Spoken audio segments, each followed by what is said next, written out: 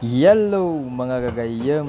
Isang mapagpalang araw na naman po para sa ating lahat. Magdadaing naman ako ngayon ng Danggit, Pangasinan Public Market ang location namin ngayon. Kaya bago kami umuwi, dumaan muna kami dito para mamili ng authentic nilang longganisa, bangos at syempre pa nasulyapan ko ang sariwang danggit kaya napapakyaw ako ng 5 kilo. Medyo may kamurahan kasi ang presyo.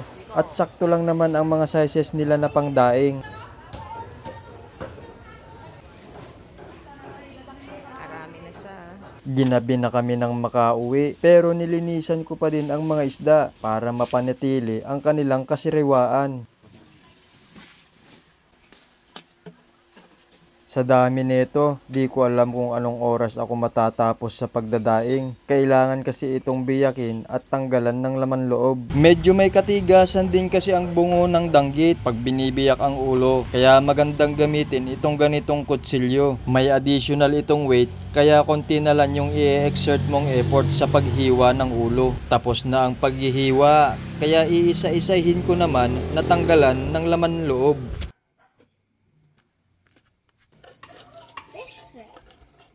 Ito guys, magkano survival fish trap.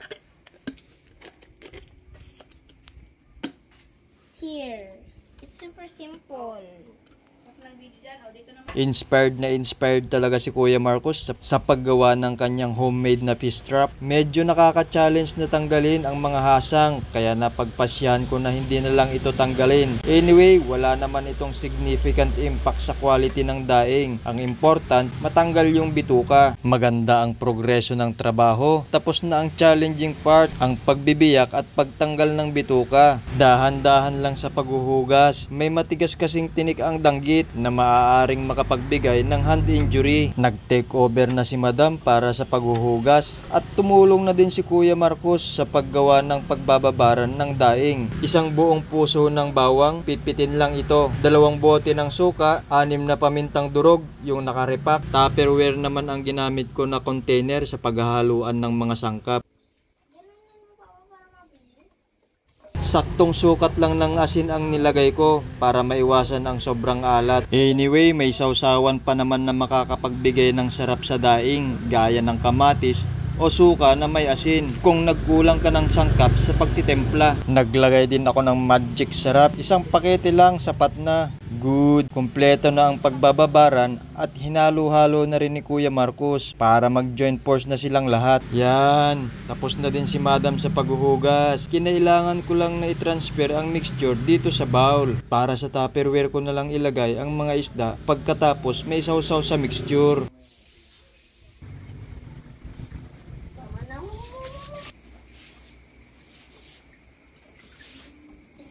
Isang night, one night lang natin ito papayan na imamarnate. Kumonsumo din ng 2 minutos ang pagtatransfer ng isda sa may bowl na may mixture at tamang babad na rin kasi ito. At yun nga, pagtapos namin na mai-transfer yung isda sa bowl of mixture na kumonsumo ng 2 minutos, inililipat din namin ulit dito sa Tupperware. Ito kasi ang final na lagayan. Additional na 2 minutos ulit dahil ibinalik ko ang mixture sa Tupperware na puno ng danggit at binalibaliktad ko ito para naman kahit papaano yung nasa ibabaw malagyan din. Kinailangan ko din natanggalin ang sobrang mixture para hindi masobrahan sa pagkababad dahil namuti na kasi ang laman nito at tingin ko kapit na din dito ang lasa ng mixture. Kaya sinugurado ko na dapat tumulo ang huling patak ng sabaw. At yan, tapos na ang unang yugto ng pagdadaing. At pwede nang ilagay sa chiller.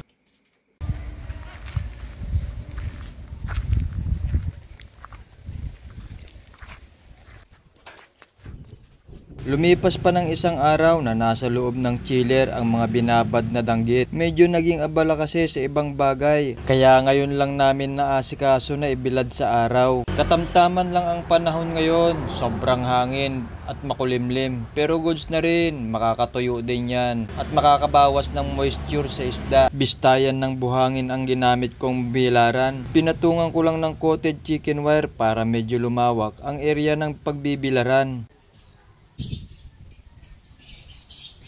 Ang ganda ng pagkakaimbak ng mga isda. Dry ang nasa ibabaw at konti lang yung naging sabaw. Kaya madali itong madadaing maski makulimlim ang panahon.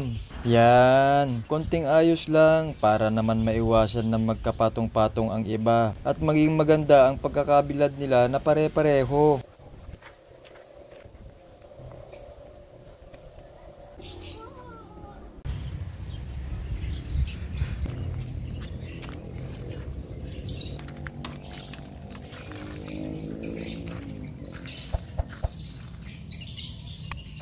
Ito ang resulta ng bilad kahapon. Half day lang kasi dahil bandang alauna ng hapon bumuhos na ang ulan. Kaya ibibilad ko ulit ito ngayon sa pangalawang pagkakataon. Maganda naman ang sikat ng araw ngayon at mahangin pa din.